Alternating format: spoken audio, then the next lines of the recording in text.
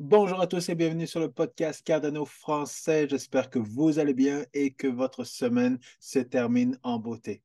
Alors, quelle semaine ça a été depuis 2 semaines? Je ne dors pas beaucoup, je suis beaucoup le marché. Alors, vous le savez, la semaine dernière, on avait l'événement, le Breakpoint de Solana. Et vendredi et samedi, on avait justement le Cardano Summit 2023 qui ont été deux gros événements de la dernière semaine. Et cette semaine, eh bien, nous avons eu également toutes les rebonds finalement de toutes les news qui se sont passées dans la semaine dernière avec des grosses montées. Vous voyez le marché dans le vert, toutes les altcoins et toutes les cryptos montent et montent et montent. Et vous l'avez entendu dans le fond aujourd'hui ou peut-être hier, eh bien, il y a un nouveau justement ETF qui va arriver, un spot ETF pour Ethereum qui risque d'arriver encore une fois de la part de BlackRock. Alors, ce sont des événements du jamais vu dans le monde des cryptos. Ça va être un bull run qui va être encore une fois du jamais vu dans le monde des cryptos. Et évidemment, tout ce qui s'est passé dans le passé, eh bien, on ne peut pas dire que ça va se reproduire exactement de la même manière, mais on a des tendances qui sont en train de démontrer que on va avoir un bull run qui risque d'être similaire au bull run de 2016, qui était le bull run le plus fou du marché des cryptos. Donc, on a beaucoup de choses à discuter. Je vais vous parler évidemment de ce que j'ai pensé du Summit 2023 à Dubaï. Je n'y étais pas bien entendu, mais évidemment, on a tellement d'informations. Je ne vais pas comparer le Summit au Breakpoint. Je ferai ça dans une prochaine vidéo. Je veux garder cette vidéo spécifiquement sur Cardano, mais on a beaucoup de choses à parler. Et je veux vous dire également que mon podcast est regardé notamment par des YouTubeurs bien connus dans le monde des cryptos et des YouTubeurs anglophones par-dessus ça. Parce que, comme je vous le disais, ça fait 2 semaines que je vous parle de macro. Et la semaine dernière même, je vous disais que ce bull run-là, on est déjà pratiquement à un tiers du bull run déjà de fait. Et quand j'ai envoyé ma vidéo la semaine dernière, ce que j'ai vu dans les semaines suivantes, ça a été justement un YouTuber très connu, vous le connaissez probablement, Ivan on Tech, qui, quelques jours après mon podcast, eh bien, a commencé à parler de macro, a commencé à mentionner comment il aime la macro, comment il aime la macroéconomie et comment ça va influencer justement le monde des cryptos. Je vous laisse l'entendre quelques secondes. They tell me. But listen, guys, I love macro. I love macro. Macro right now is the best. Macro right now is the best possible for Bitcoin. Alors, vous voyez, c'est ça. Donc, quelques semaines après que je fasse mon podcast et que je vous parle de macro pendant 2 semaines, eh bien, c'est repris évidemment par des YouTubeurs anglophones. Même chose, comme je vous le disais, au niveau du prochain bull run. Et là, ce n'est pas Ivan Ontek qui en parle, c'est Ral Neuner que j'avais connu il y a quelques années au Cardano Summit, un des premiers Cardano Summit, qui là maintenant mentionne que justement, on est à 26% et 26% depuis, il a mis à jour ses chiffres, mais qui mentionne que justement, on est déjà à plus de 30% dans ce bull run-là. Le bull run que je vous dis justement qui a commencé déjà depuis le début de l'année 2023. Donc, si vous aviez commencé à investir au début de l'année 2023, même novembre, moi je vous ai dit à partir de janvier qu'on était parti dans un bull market, eh bien, vous auriez quand même fait un sacré gain et Bitcoin est en feu et pas à peu près. Il n'y a rien qui semble l'arrêter. Et malgré qu'on a eu justement des hauts et des bas, c'est le cas de le dire, eh bien, j'étais sûr quand même qu'on était dans un bull market. Et là, justement, on est revenu dans cette diagonale de résistance et on veut, Bitcoin veut aller chercher justement les 50 000 dollars avant la fin de l'année, là, et il semble que rien n'est prêt, rien ne pourra l'arrêter d'ici là. Alors, évidemment, si vous aviez investi dans Cardano, eh bien, les choses étaient un petit peu différentes parce que là, on voit, je ne comprenais pas ce qui se passait au niveau de Cardano, mais Et là, c'est même une bonne transition que je voulais faire. Là. Je me disais au départ, non, là, il faut que je me retienne, il ne faut pas que je commence à investir parce qu'il y a, là, il y a trop de greed. Il y a trop de greed, ce n'est pas le bon moment.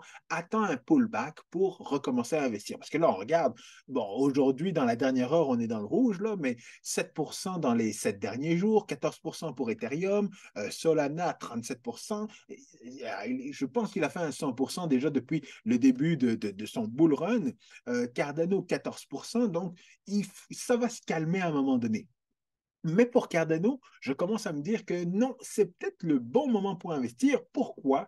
Parce que cette figure-là ressemble quasiment mot pour mot, justement, à l'accumulation de Wyckoff. Et l'accumulation de Wyckoff, comme vous le voyez là, quand on arrive justement à briser la résistance, et bien après ça, on s'en va vers le haut et on ne redescend pas vers le bas. Donc, moi qui pensais attendre justement un pullback aux alentours de 30 centimes pour Cardano, je pense que je vais appuyer sur la gâchette, appuyer sur le bouton buy, buy, buy dans les prochains jours, justement, pour ne pas manquer le bateau parce qu'on va rapidement revenir dans cette diagonale à laquelle on a commencé quasiment l'année 2023, revenir là-dedans, exactement comme Bitcoin a fait justement prochainement. Mais je vais essayer justement de rationaliser les choses et d'attendre qu'il y ait justement un petit pullback parce que comme on le voit au niveau de Wyckoff, là, il y a normalement quelques jours de stabilisation, d'accumulation avant que ça reparte.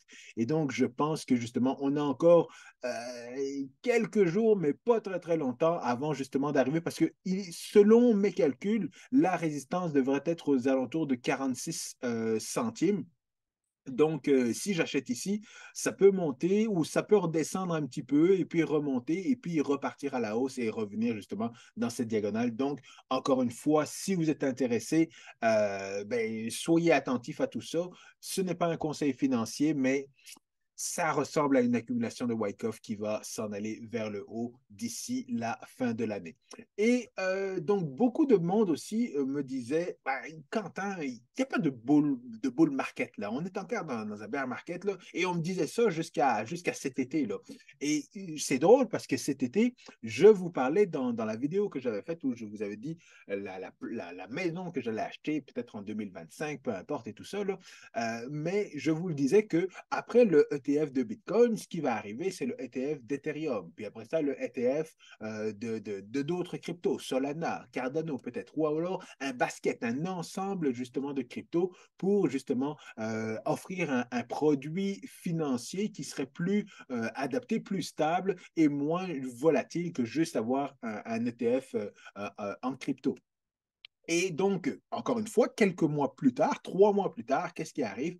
On commence à avoir justement des soupçons d'ETF spot et pas ce qu'on avait, les futurs de ETF d'Ethereum qui ne valent rien. Là. Donc, un ETF spot d'Ethereum qui est annoncé, mais qui n'est pas encore approuvé et qui n'est pas encore dans le processus, mais on sait qu'il arrive parce qu'encore une fois, BlackRock a fait son inscription pour pouvoir un ETF d'Ethereum et c'est dans cette direction que ça va et c'est pour ça que justement Ethereum a brisé les 2000 $ américains. Donc, encore une fois, on s'en va dans la bonne direction.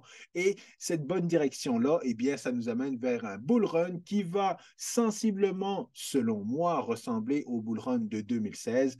Mais encore une fois, des bull runs, pas des bull runs, mais des halvening on en a connu 3. Donc, on est encore assez tôt, relativement tôt, mais c'est sûr qu'après ce halvening-là, les choses vont commencer à changer. Pourquoi? Parce qu'encore une fois, les institutions comme BlackRock, les banques et d'autres grosses institutions financières vont commencer à s'impliquer. Wall Street va commencer à embarquer et donc il va falloir être plus prudent justement pour savoir quand est-ce qu'on va arriver au top, quand est-ce qu'il va falloir vendre et tout ça. Donc, il va falloir faire très attention à ça et croyez-moi, je vais faire en sorte de vous donner l'information du mieux que je peux pour que vous soyez en mesure justement de profiter des différentes montées en prix. Mais parlons justement de Summit parce qu'on a beaucoup de choses à dire au niveau de Summit et je vous dirais, pour être honnête, je suis mitigé par rapport au Summit. Alors, évidemment, ayant regardé d'abord l'événement Breakpoint de Solana avant le Cardano Summit, vous savez, Solana, c'est présentation après présentation, après projet, après projet, fait que c'est beaucoup de contenu et, euh, je vais encore en parler en détail justement dans ma prochaine vidéo où je vais comparer justement les deux événements, le Breakpoint de Solana et le Cardano Summit, parce que évidemment, c'est deux projets complètement différents. Comme je vous le dis, j'ai beaucoup mieux appris, j'ai beaucoup apprécié avoir regardé ça et avoir pris le temps de le regarder. Et je comprends mieux justement les gens qui sont dans cet écosystème-là, qui sont aussi passionnés que nous qui sommes dans l'écosystème de Cardano. Donc, c'est ça qui est intéressant et c'est ça qui est fondamentalement important de se rappeler. Fait qu'ils ne sont pas tous mauvais au niveau de l'écosystème de la blockchain Solana. Le seul reproche finalement que je pourrais faire à la blockchain, à cet écosystème-là ou cette communauté, c'est juste que la technologie qu'ils utilisent n'est pas une technologie futuriste, n'est pas une technologie mature pour le marché des cryptos ou l'industrie de la blockchain. Selon moi, c'est l'erreur qu'ils font de penser que leur blockchain et leur technologie, c'est la technologie la plus avancée, la meilleure, la plus rapide, la plus sécuritaire et ainsi de suite, et ainsi de suite. Là. Parce qu'à les entendre, c'est juste sur cette blockchain-là qu'ils pourraient faire les projets qu'ils sont en train de développer. Et encore une fois, selon moi, c'est une erreur. Mais il pourrait dire exactement la même chose justement de la blockchain Cardano, de dire ben c'est pas assez rapide, c'est pas assez performant, c'est pas assez sécuritaire, c'est pas assez ceci. Donc on ne peut rien faire sur la blockchain. Et c'est là que justement on a une différence en termes de fondamentaux. Et c'est ça que je veux plus vous détailler dans le fond la semaine prochaine. Mais pour revenir au Cardano Summit, je pense que j'aurais aimé avoir plus de présentations de projets et plus de présentations pas juste dans des masterclass ou alors des petits groupes, mais des présentations justement devant tout le monde. Donc là, la conférence de Cardano a duré 2 jours et selon moi, elle aurait pu durer un petit peu plus que 2 jours, mais il y a peut-être une stratégie justement là-dedans. Ce n'est pas pour rien qu'ils ont fait ça à Dubaï pour cette année et je pense que le Cardano Summit 2024 va être le plus gros Cardano Summit parce que je pense qu'il y a beaucoup de choses, pas d'erreurs, mais beaucoup de choses qu'ils vont faire lors du prochain Cardano Summit qu'ils n'ont pas fait cette année en connaissance de cause. Mais ça, je vous en parle un peu plus à la fin de la vidéo. Donc, en tant que tel, ben oui, il y avait beaucoup de présentations, beaucoup de choses. Je vais vous en parler en détail, mais si on regarde un petit peu, là, il n'y a pas beaucoup de contenu qui est sorti justement de ces 2 journées-là. Si on regarde sur le site de la Fondation Cardano, c'est quasiment 2 pages peut-être de contenu pour la première journée, un autre 2 pages de contenu pour la deuxième journée. Si on regarde sur le site de IOHK, au niveau du blog post qui a été fait sur le summit de la part de IOHK, de la participation d'IOHK, eh bien, on voit c'est 3 minutes de lecture. C'est même pas 3 minutes de lecture. C'est 2 minutes pour quelqu'un qui lit rapidement. Là. Et on parle, c'est ça, c'est que le thème de ce summit, c'était la gouvernance. On dirait qu'ils ont mis l'accent là-dessus. Donc, c'était comme un écosystème qui était encore un écosystème de l'âge pas de Voltaire, mais de l'âge de Shelley ou de Gauguin, où il fallait encore montrer, présenter, que la fondation présente des choses, que IOHK présente encore une fois les différentes avancées au niveau de Bachot, au niveau de Mifril, au niveau de Marlowe. Donc, c'était encore des présentations de la part des gros joueurs, justement, dans l'écosystème de Cardano. Mais j'aurais voulu que ce soit qu'il y ait plus de présentations de la communauté et des différents projets. Je pense que ça a manqué un petit peu, mais encore une fois, je pense que c'était calculé parce que même si on n'a pas eu ces projets-là, évidemment, le TVL de Cardano a monté en flèche, la blockchain, le prix de EDA a monté en flèche, donc finalement, le résultat était quand même là en termes d'appréciation au niveau du prix, même si justement, c'était pas comme Breakpoint où là, c'était présentation après présentation après présentation, et c'était pas des longues présentations, c'était des 15 minutes. Donc, voilà un petit peu ce que j'ai pensé, mais malgré tout, évidemment, la plus grosse annonce du Summit, c'était évidemment Midnight, donc, et qui a introduit justement les chaînes partenaires au niveau de la blockchain Cardano, mais évidemment, ce qu'il faut bien retenir, et c'est bien écrit en rouge ici, là, ça arrive. Ça arrive, OK. Donc, c'est sûr que l'année prochaine, en 2024, là, ce sera probablement pas encore là. Ça va nous demander encore du temps et puis on va avoir des when Partner Chain, When Midnight et ainsi de suite là. Mais en tout cas, c'était la stratégie, dans le fond, de toujours nous donner quelque chose à attendre au niveau de la blockchain. Parce que dans l'industrie de la blockchain, là, on sort quelque chose aujourd'hui, mais il faut avoir quelque chose sur lequel la communauté va saliver encore une fois dans les prochaines années. Et donc là, on avait Voltaire, mais Voltaire, c'est pas si intéressant que ça. Là, la gouvernance, c'est pas si intéressant que ça. Là, faut qu'on soit honnête. Là. Donc, oui, Voltaire, c'est bien, puis il va y avoir Catalyst, et il va y avoir d'autres choses, puis il va y avoir de la trésorerie, puis Intersec et tout ça, là, mais c'est pas très excitant, là. C'est vraiment pas sexy. Mais partner chain, avec justement des sidechains, avec des partenaires avec d'autres blockchains pour ramener du TVL et tout ça. Quand je me suis réveillé à 4 heures du matin pour juste écouter le whiteboard de Charles Hoskinson à 4 heures du matin. Ça a duré, pas une heure, là, mais à 5 heures du matin, je mettais mon t-shirt Huddle et j'allais justement commencer à pousser au gym là, parce que j'étais tellement, tellement surexcité par une vidéo, une conférence que j'ai vue dans l'écosystème de Cardano, alors que j'en avais vu je ne sais pas combien au niveau de Breakpoint, là, puis ça ne m'avait pas fait. J'avais juste des questions au niveau de Breakpoint, mais au niveau de Cardano, même si ce n'était pas ce que je m'attendais à avoir, juste la présentation de Charles Skinson m'a pompé pour que j'aille commencer à me muscler et à motiver et à montrer à tout le monde que je suis un hodler de Cardano. Donc voilà.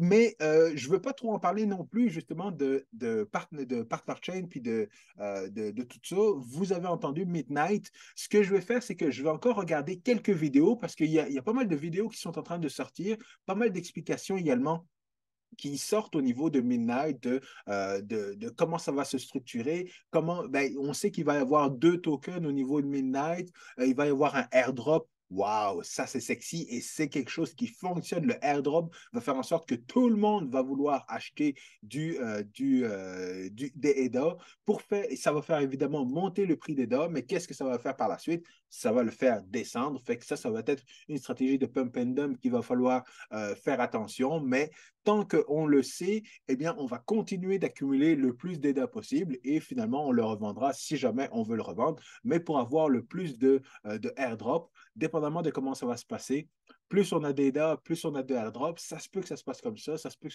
ça ne se passe pas comme ça, à voir. Mais évidemment, je veux attendre un petit peu plus avant de vous donner plus d'informations qui vont être vraiment exactes au niveau de Midnight avec Babelfizz, Minotaur, qui est le gros protocole de Cardano. Ça c'est vraiment une bête, là. Et je sais que Charles Hoskinson en a parlé, ça fait plusieurs années qu'il en parle, mais c'était difficile de concrétiser, de comprendre ce qu'il voulait dire. Et là, avec cet exemple-là, Midnight, Minotaur, les sidechains et le partenariat avec, j'ai même oublié la blockchain, là, mais qui utilise Parity. Peut-être qu'ils en parlent ici. Non, ils n'en parlent pas ici. Bref, c'est pas plus grave que ça. Mais le partenariat avec l'autre blockchain, c'est quelque chose d'intéressant. C'est pas nécessairement gros. Polkadot, c'est ça. La blockchain Polkadot, c'est pas nécessairement gros, mais si ça fonctionne avec Polkadot, il n'y a aucune raison pour que ça ne fonctionne pas avec Ethereum, avec Bitcoin et même avec Solana. Donc, voilà un petit peu.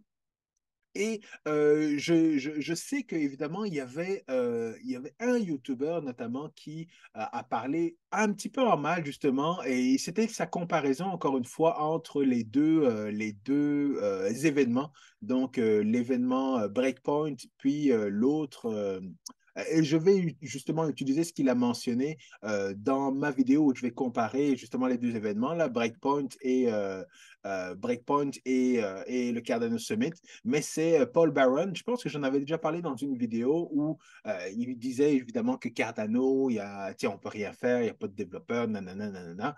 Mais encore une fois, pour moi, ça vaut rien parce que dans l'écosystème de Cardano, et comme je le dis, je vais démolir, pas démolir, c'est pas le bon terme, je vais analyser sa vidéo et mentionner ce avec quoi je ne suis pas d'accord parce qu'il y a des éléments qui sont valides. Oui, il y a des choses que, effectivement, Cardano, il y a pas 350 000 applications sur la blockchain Cardano, il n'y a pas trop.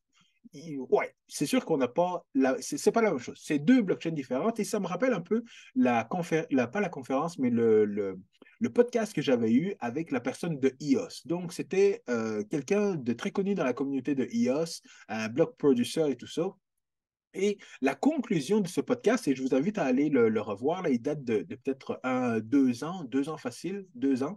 Mais la conclusion, dans le fond, lorsqu'on comparait EOS à Cardano, on réalisait que EOS n'était pas une troisième génération de blockchain. EOS ne s'en foutait de Bitcoin, de la manière dont Bitcoin a été fait, a été créé. EOS se foutait de Ethereum, de cette deuxième génération des contrats intelligents, d'analyser la première génération, la deuxième génération pour offrir une troisième génération de blockchain basée sur les deux premières générations. EOS s'en fichait. Tout ce qu'il voulait, c'était avoir des transactions qui ne coûtent rien et qui sont rapides. Et c'est la même chose sur la blockchain Solana. Il faut que ça coûte le moins cher possible et que ce soit très rapide, mais on ne veut pas reproduire ou on ne veut pas analyser ce qui s'est passé dans les deux premières blockchains. Donc, encore une fois, c'est ce dont je vais parler justement la semaine prochaine dans ma prochaine vidéo. Revenons encore au sujet justement du Cardano Summit.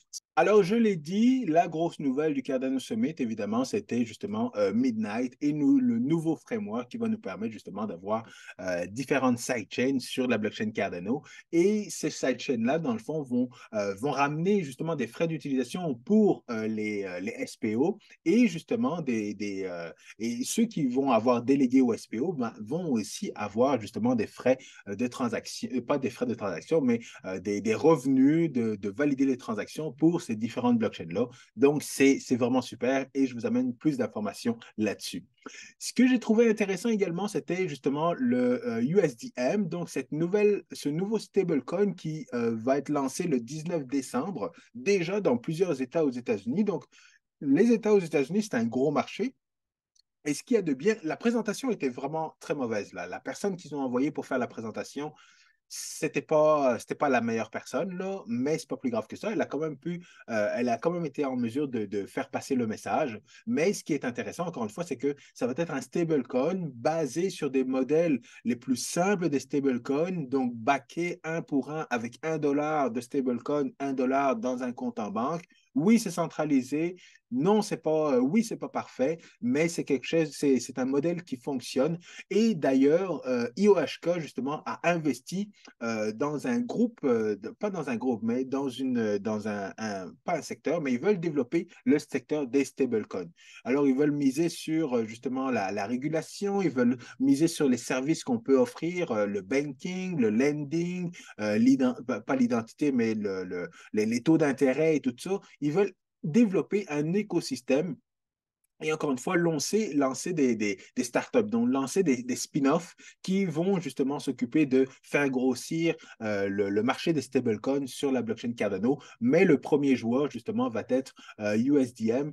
Et je pense ils ont une belle roadmap en tout cas. Donc, on va croiser les doigts pour que justement ça puisse fonctionner. Mais c'était une très, très bonne nouvelle au niveau justement du sommet de Cardano. Alors, au niveau de la gouvernance, beaucoup de discussions, beaucoup de présentations aussi, et une différence au niveau du prochain fonds, comment ça va se passer, ben, ils vont enlever le downvoting, donc faire en sorte de dire qu'un projet, je leur tire des points. Ils veulent enlever ça parce que ben, c'est un petit peu comme les dislikes, là. C'est c'est- c'est ça. Moi-même, je comprends pas pourquoi ils avaient mis ça à la base, là.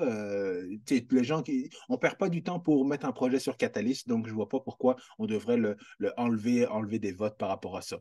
Mais évidemment, au niveau de la gouvernance, là, c'était des présentations qu'on connaissait déjà sur CentroNet, Intersec et ainsi de suite, là. Donc, si on suit le projet Cardano depuis les 6 derniers mois, et on n'a pas appris grand-chose sur la gouvernance au niveau du Cardano Summit. Les autres choses qui ont été, les autres sujets de discussion, il y avait quand même des bonnes discussions sur l'adoption de la blockchain avec l'éducation, beaucoup d'éducation qui ils ont mis de l'avant sur l'éducation, notamment Emergo. Emergo, c'est un autre cas, je vais vous en parler dans quelques minutes, mais également sur la communauté. Et il y avait des bons débats sur le Web3, la communauté, les régulations. J'ai beaucoup aimé le panel qu'il y a eu sur la régulation. C'était très, très, très intéressant. Les personnes légales on avait une personne de l'Europe, une personne des États-Unis et la personne de l'Asie ne s'est pas présentée, mais ça, c'était vraiment une super présentation. Évidemment, la présentation de Charles Hoskinson. La fin la dernière présentation sur 2024, je sentais que ça allait pas très, très bien, là, mais bon, c'était quand même intéressant. Mais donc, dans les autres sujets, les sujets dont on n'a pas assez entendu parler durant l'année, notamment de la Fondation Cardano, c'est Bloxbeam. Alors, Bloxbeam, dans le fond, c'est un framework, donc un environnement de développement qui vous permet, dans le fond, d'avoir une blockchain sur votre poste à vous. Donc, c'est différent d'un testnet. Pourquoi? Parce qu'un testnet, on interagit avec des gens de la communauté sur cet environnement. C'était vraiment un environnement qui est un testnet, qui est l'équivalent de la blockchain en production. Et alors que justement, quand on a un environnement local sur son ordinateur, eh bien, on est le seul SPO et on peut simuler d'autres SPO, mais tout se passe localement sur notre ordinateur. Donc, c'est l'équivalent de Ganache. En tout cas, c'est un petit peu technique, là, mais ce sont des fonctionnalités qui vous permettent de tester une blockchain localement sans interagir avec justement tout l'écosystème dans un testnet. Et il y a beaucoup de fonctionnalités intéressantes, comme il y a le Yassi Store. Le Yassi Store, ça vous permet justement de faire une recherche ciblée au niveau de la blockchain dans un intervalle de temps. Alors, au lieu de rechercher, mettons, quelles sont toutes les transactions qui ont été faites sur la blockchain pour telle adresse, eh bien, ça permet de dire quelles sont toutes les transactions qui ont été faites sur la blockchain avec telle adresse dans ce laps de temps-là. Et là, vous ciblez votre recherche, c'est beaucoup plus efficace, notamment pour les EDA handles. Donc, si vous voulez rechercher c'est quoi les transactions qui ont été faites par ce EDA handles, eh bien, il ne faut pas scanner toute la blockchain, on va juste scanner le EDA handle et avoir toute l'information. Donc, c'est des choses quand même, des fonctionnalités très intéressantes pour les développeurs, mais dont j'avais jamais entendu parler avant le Summit, et notamment de la Fondation Cardano. La Fondation Cardano a aussi mis sur place une fonctionnalité qui permet, dans le fond, c'est le Yassi DevNet. C'est encore une fois, comme je vous le disais, cet environnement qui permet de développer une blockchain et spécifiquement sur votre poste. Ils travaillent aussi sur un wallet, un ID wallet, donc un wallet, un portefeuille pour votre identité. Et ça va être très intéressant au niveau de la DeFi. Pourquoi? Parce que lorsque vous voulez vous connecter à une application, à une DApp, à une application DeFi, généralement, pour prouver qui vous êtes, eh bien, vous connectez votre wallet. Et donc, le wallet, c'est un wallet financier. Donc, c'est comme si pour démontrer que que je suis Quentin, eh bien, je vous donnais accès ou je vous montrais la balance de mon compte en banque. Et parce que je vous montre la balance de mon compte en banque, ben, finalement, ça veut dire que je suis Quentin. Alors que c'est pas logique, c'est complètement idiot. Ce qu'on veut faire, c'est avoir un wallet identitaire, donc un wallet qui contient votre identité. Et la Fondation Cardano travaille justement sur ce genre de wallet pour que lorsque vous voulez vous connecter ou prouver qui vous êtes dans une DApp, eh bien, vous avez juste à utiliser votre ID wallet vous connecter et ça permet de vous reconnaître parce que ça permet de faire des liens avec la réglementation, le KYC et toutes des choses comme ça. Et ce qui est de super, c'est qu'il ne se base pas justement sur Atala Prism. Il ne se base pas sur la solution de IOHK pour faire ce wallet-là. Donc, j'ai trouvé ça vraiment super intéressant. Malheureusement, ils n'ont pas fait de démo, mais ceux qui étaient là, normalement, ceux qui étaient là à la au dernier summit en Suisse, eh bien, c'est ce qu'ils ont utilisé comme système de vote. Alors, c'est sûr, c'était un petit peu boiteux parce que il y avait le ID, il y avait l'application, puis l'application, il y avait un double facteur avec Discord, mais tout le monde n'était pas vraiment à l'aise avec Discord, mais tout le monde ne voulait pas avoir de double authentification avec le cellulaire parce qu'ils ne voulaient pas donner leur numéro de téléphone, fait que c'était assez compliqué. Bref, tout ça pour dire qu'ils sont en train de faire du développement pour avoir une application, un système de vote et une application d'identité sur la blockchain. J'ai trouvé ça vraiment génial. Il n'y avait pas de démo encore une fois, mais j'ai trouvé ça génial. Au niveau de la régulation, je vous le disais, le panel qu'on a eu sur la régulation, c'était cool parce que ça démontrait dans le fond les différents stages ou les différents stades de régulation. Le premier stade que les différents continents vont avoir, c'est de savoir, bon, ben, apprendre c'est quoi la technologie, décider si les lois actuelles conviennent à cette technologie-là, ou alors décider de faire des nouvelles technologies. Premier stade, deuxième stade, troisième stade. Et aux États-Unis, ils sont entre le premier stade et le deuxième stade. Mais en Europe, ils sont entre le deuxième et le troisième stade. Donc, de dire, OK, il y a certaines règles qu'on peut appliquer par rapport justement à la blockchain ou au digital asset. Mais il y a certaines règles qu'on va créer. On va créer des nouvelles règles comme MiCA, je pense que c'est comme ça que ça s'appelle, une nouvelle règle pour encadrer justement tout ce qui se passe au niveau de la blockchain et ainsi de suite.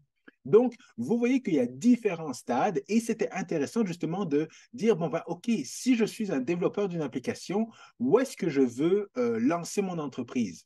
Est-ce que je dois lancer en Europe où on est plus avancé ou alors est-ce que je dois rester aux États-Unis ou aller en Asie? Et la réponse qui est ressortie de tout ça, qui était très intéressante, c'est que ça ne change rien. Que vous soyez en Europe et que vous lancez une DApp en Europe ou un exchange ou peu importe, ça ne change rien parce que la régulation va encadrer votre compagnie. Mais les utilisateurs de votre application, eh bien, tout ça, c'est l'encadrement du pays où se trouvent les utilisateurs de votre application. Et c'est pour ça que justement, Binance, qui n'est pas une compagnie aux États-Unis, se fait poursuivre par le régulateur américain parce que, soi-disant, Binance dessert des utilisateurs aux États-Unis. Donc, c'est un travail sur plusieurs angles sur lequel il faut avoir une réflexion. Et ça, j'ai trouvé ça super d'avoir justement cette présentation à ce sujet-là. Et Lace, pour terminer avec ça, bien, j'ai trouvé ça cool parce que Lace, ils ont parlé surtout IOHK. Et c'est ça qu'il faut j'ai hâte qu'on arrive justement à une décentralisation au niveau de IOHK et de leur application au niveau de la blockchain Cardano, même s'ils ne font pas tout, ils font encore énormément. Et ce qu'ils veulent faire au niveau de l'ACE, c'est de ramener cette relation client avec le logiciel.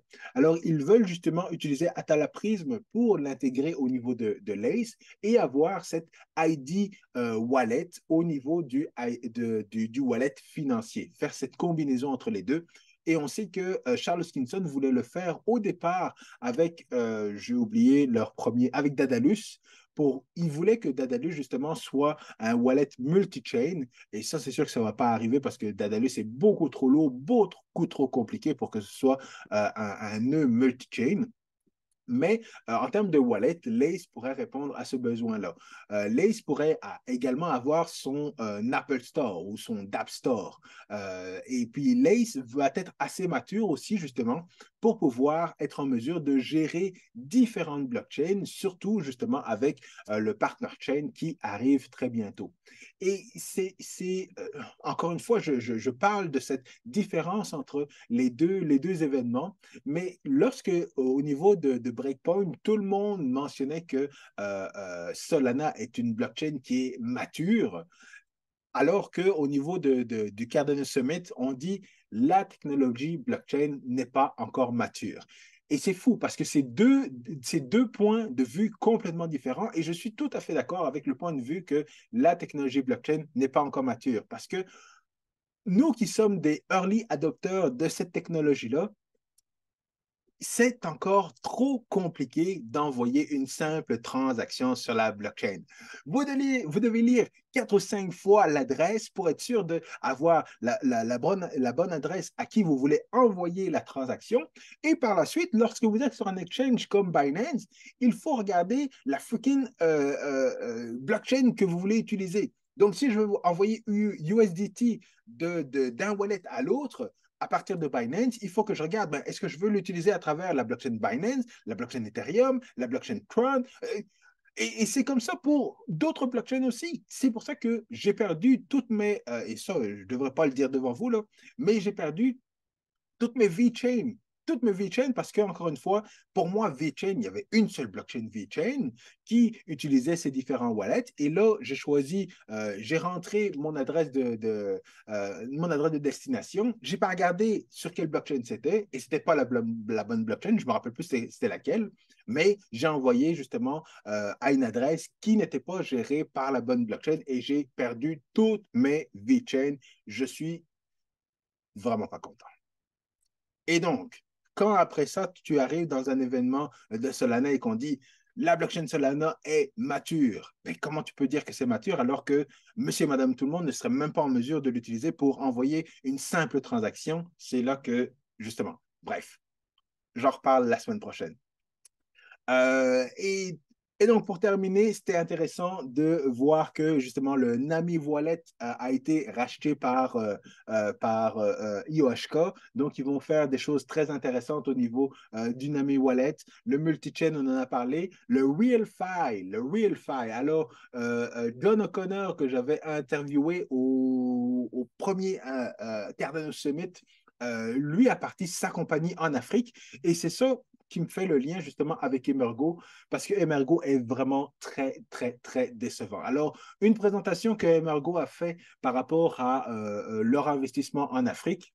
Alors, soi-disant, en Afrique, ce sont des VC qui investissent dans différents projets. Ils ont un partenariat et ils sont contents de faire leur partenariat avec NMaker qui va faire de la traçabilité. Pour moi, là, c'est nul. C'est vraiment, vraiment, vraiment nul. Et Margot a beaucoup de travail à faire par rapport même à la fondation. Je me rappelle, la fondation, au départ, était plus que sous terre par rapport à leurs soucis financiers, par rapport à leur implication dans l'écosystème et tout ça. Mais ils ont rattrapé leur retard. Ils ont une équipe de développement. Comme je vous le dis, ils ont développé pas mal de choses et c'est vraiment super ce qu'ils ont fait au niveau de la blockchain Cardano et de reprendre justement l'organisation des summits. Mais Emergo, la présentation qu'ils ont fait sur l'Afrique, c'est des choses qu'ils ont répétées de plein de Aimé, de Charles Skinson. Quand je compare par rapport à la Fondation Cardano, ben, je vois ils sont pas en avance sur la Fondation Cardano, ils sont pas en avance sur IOHK et le RailFi justement en Afrique.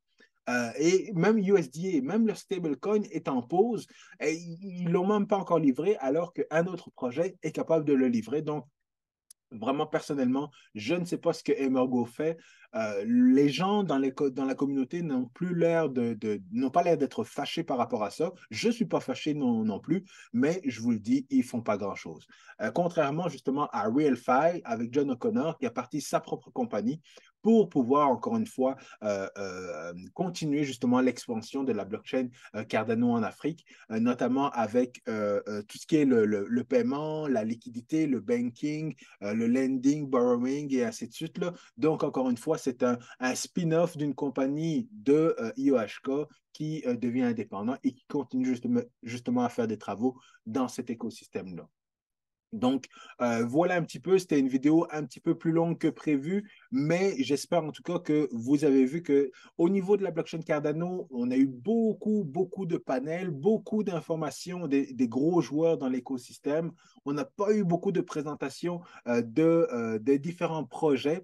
Mais je pense que c'est prévu et que ça va être pour l'année prochaine. Alors, l'année prochaine, je suis pas mal sûr que justement, on va avoir beaucoup de vidéos sur les différents projets, exactement comme pour Breakpoint, et que ça, évidemment, ça va amener beaucoup d'attractions en termes d'investissement au niveau de l'écosystème de Cardano, parce que justement, ça va démontrer que les projets sont en train de livrer des choses sur la blockchain Cardano et que ça va être bullish parce que fin 2024, on sera normalement vers la fin du bull run, donc la partie la plus excitante du bull run. Et c'est là que justement, avoir un gros summit va être très, très, très payant pour ce bull run-ci.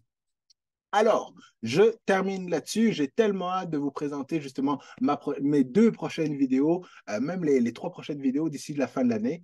D'ici là, je vous souhaite un bon week-end. À très bientôt. Peace.